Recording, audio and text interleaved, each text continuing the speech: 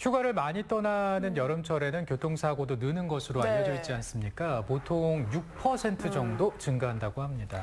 네, 이 교통사고는 사고 당시에는 별로 다치지 않은 것 같은데 후유증이 발생하는 경우가 굉장히 많다고 합니다.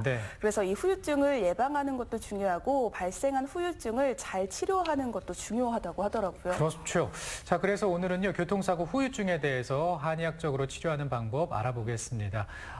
한의사 이범 원장과 함께하겠습니다. 어서 오십시오. 안녕하세요. 네, 저도 정말 예전이었습니다만은 가벼운 접촉사고였는데 한 이튿날쯤 되니까는 몸 여기저기가 막 쑤시더라고요. 이것도 교통사고 후유증으로 봐야 될까요?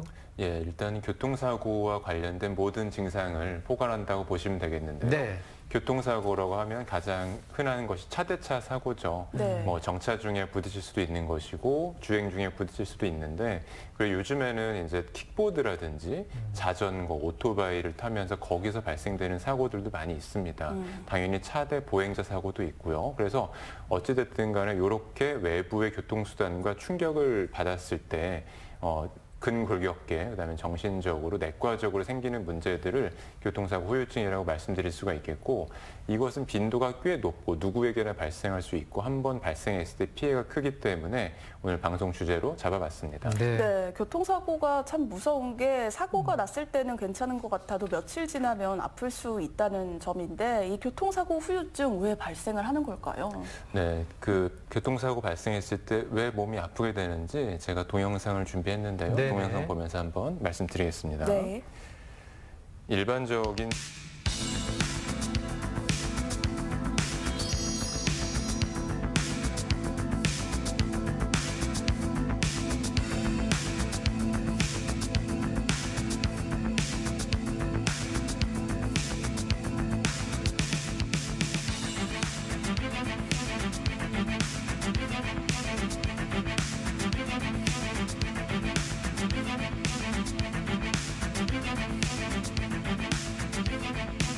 지금 환자분께서 말씀하신 것처럼 큰 충격이 몸에 가해졌을 때 어혈이 발생을 하고 이 어혈 때문에 통증이 발생을 하는데요. 직접 차에 부딪힌 보행자 사고뿐만이 아니고 차대차 사고에서도 몸이 휘청하면서 어혈이 생기게 되고 통증이 발생을 합니다. 어혈 통증은 통증이 굉장히 심한 게 특징이고 밤에도 통증이 있는 것이 또 한 가지 특징인데요.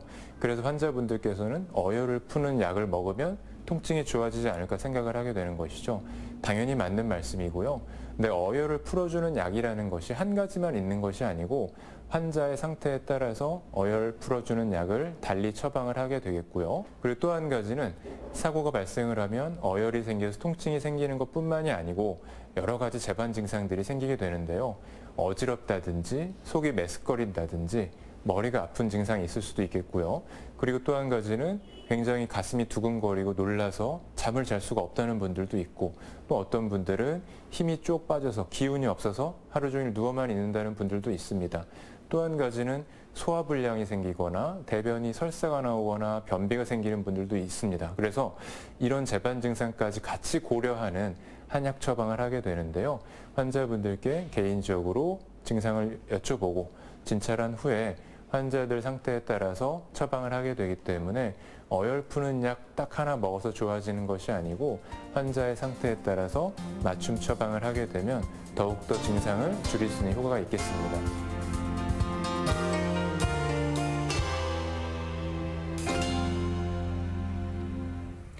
네, 앞서 이제 교통사고 많이 발생하다 보니까 환자들의 궁금증 영상을 먼저 만나봤는데요. 우리가 이제 다인 씨가 그 후유증 얘기했었잖아요. 교통사고 후유증 정말 무섭다는 생각이 듭니다. 사고 당시에는 괜찮은 것 같아도 며칠 지나면 아프고 그러거든요. 왜 이런 걸까요? 교통사고가 발생했을 때 생기는 증상에 대해서 왜 발생을 하는지 제가 동영상을 준비했는데요. 한번 보면서 말씀드리겠습니다. 일반적인 차대차 사고일 경우를 가정해서 말씀을 드릴게요. 이렇게 충격이 가해지면서 머리가 앞으로 나가다가 뒤로 휘청거리게 되는데 이때 목은 상당히 충격을 받습니다. 목의 충격은 등, 허리, 골반까지 전달이 되고 척추 관절과 감싸고 있는 인대와 근육들이 본래 가동 범위를 넘어서게 됩니다. 이 과정에서 통증 유발 물질이 분비가 되고 몸이 전체적으로 뻣뻣해지고 불쾌한 통증이 발생을 하는데요. 그리고 목이 앞뒤로 휘청하면서 근육이 긴장을 하는데 근육의 긴장으로 통증이 생기는 것도 있지만 근육의 안쪽 바깥쪽으로 신경과 혈관이 많이 분포되어 있거든요.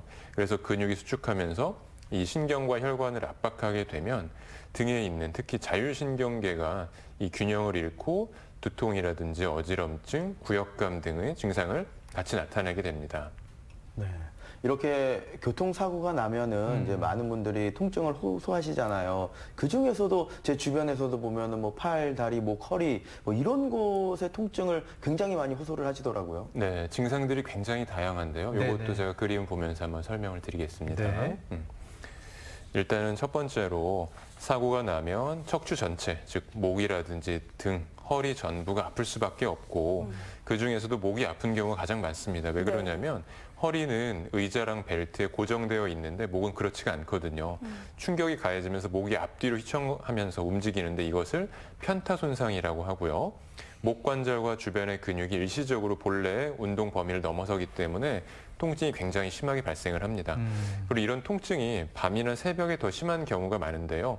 한의학에서는 어혈로 인한 통증은 밤에 심하다고 보거든요. 네. 충격으로 인한 타박상이 있거나 목이나 허리의 체액순환이 좋지 않으면 어혈이 생기는데 야간 통증은 어혈 통증의 대표적인 증상입니다. 그리고 두통과 어지럼증 역시 편타 손상과 관련이 크다고 볼 수 있는데요. 머리를 직접 부딪히지 않더라도 목 근육 긴장이라든지 자율신경의 기능 장애로 인해서 머리가 아프고 어지러운 증상이 흔하게 나타납니다. 교통사고가 나면 아파서 힘이 없는 것도 있겠지만요. 교감신경과 부교감신경의 균형이 깨지면서 온몸에 힘이 없고 입맛도 떨어지고 소화도 잘 안 되는 등의 증상이 나타납니다. 그렇군요. 네, 원장님 지금 편타 손상이라는 말을 하셨는데 편타 손상이 뭘까요?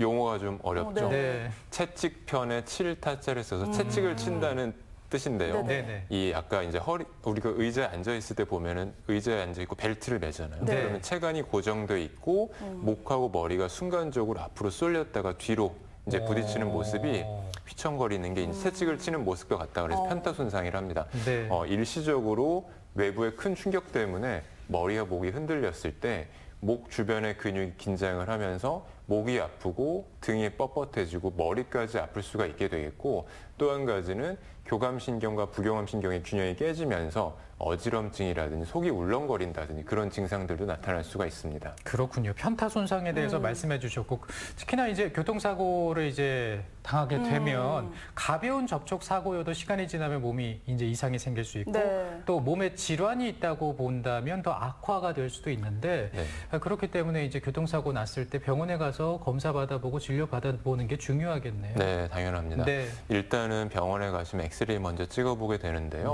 엑스레이는 일단 골절을 판별하기 위해서 찍어보는 것이죠. 일반적인 차대차 사고에서도 골절이 발생할 수가 있고 그리고 이제 보행자 사고라든지 자전거, 오토바이 사고에서는 골절이 훨씬 더 가능성이 높고요.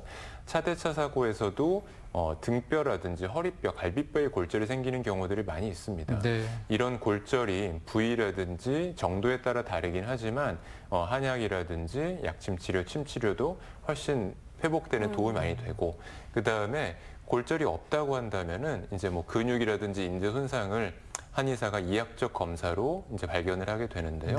뭐 그 관절을 움직여 본다든지 척추를 움직여 봐서 어느 부위에 근육과 인대가 손상이 있는지 체크를 해보게 됩니다. 그래서 한의학적인 치료를 받았을 때 굉장히 좋은 효과가 있는 것을 알 수 있습니다. 이런 증상들이 있을 때 이제 한방으로는 어떻게 치료하는지도 궁금한데 보통 이제 한약이라든지 이제 침 치료를 많이 할 것 같아요. 좀 어떻게 활용이 되나요? 아까 시청자 질문에서 한번 제가 말씀을 드렸었는데 다시 한번 말씀을 드리면요. 일단 한약 같은 경우는 환자분들이 어혈약이라고 많이 이제 표현을 하세요. 많이 이제 검색도 해보시고 들은 것도 있고 하시니까. 근데 어혈약이라는 게 딱 한 가지 고정돼 있는 한 가지 약이 있는 것이 아니고 환자의 증상에 따라서 여러 가지로 처방을 할 수가 있게 되겠고 어혈약이라고 하는 것의 특징은 어혈을 풀어줌으로써 통증을 줄여주는 역할을 하게 되겠고요.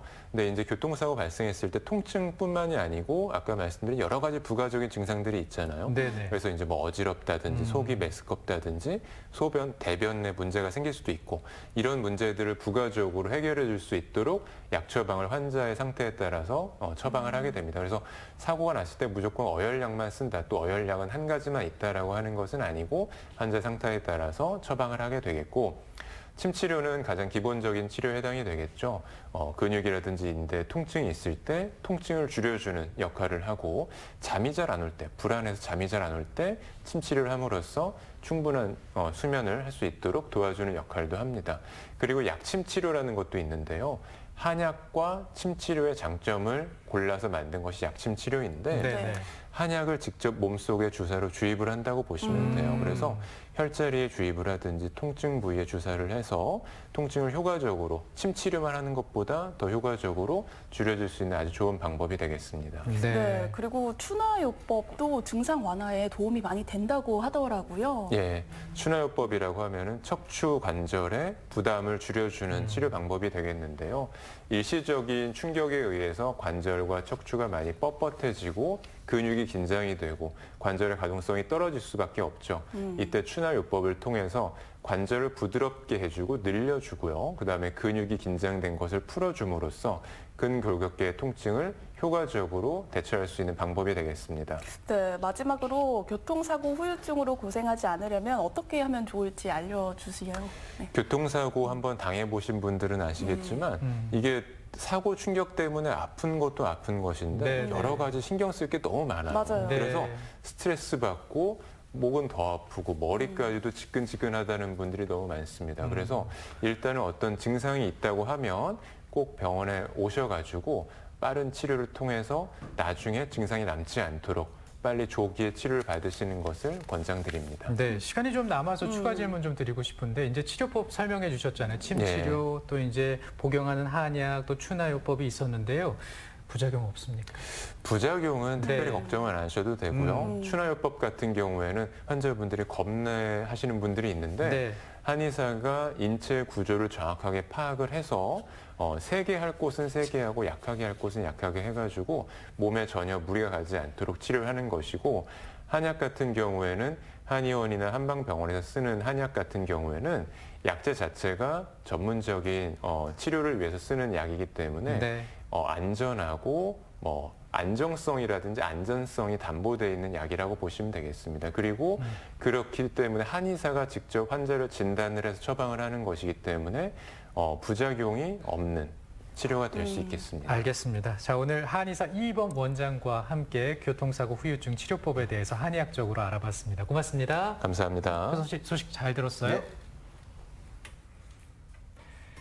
충청부도교육청 중원문화교육원이 여름방학 기간 동안 찾아가는 도서관 이동형 책버스 운영한다고 합니다. 45인승 버스를 개조해서 이제 우리가 이 버스 이동형 도서관을 만나볼 수 있는 거네요. 네, 그렇습니다. 책버스에서 시원하게 책봄을 주제로 책버스 체험 그리고 모기 퇴치 화분 만들기도 해볼 수 있다고 하는데요. 더운 여름 시원하게 책버스에서 책과 함께 즐거운 시간 보내시기 바랍니다. 네, 저희는 또 내일 생방송으로 알차게 준비해서 인사드리겠습니다. 오늘 고맙습니다.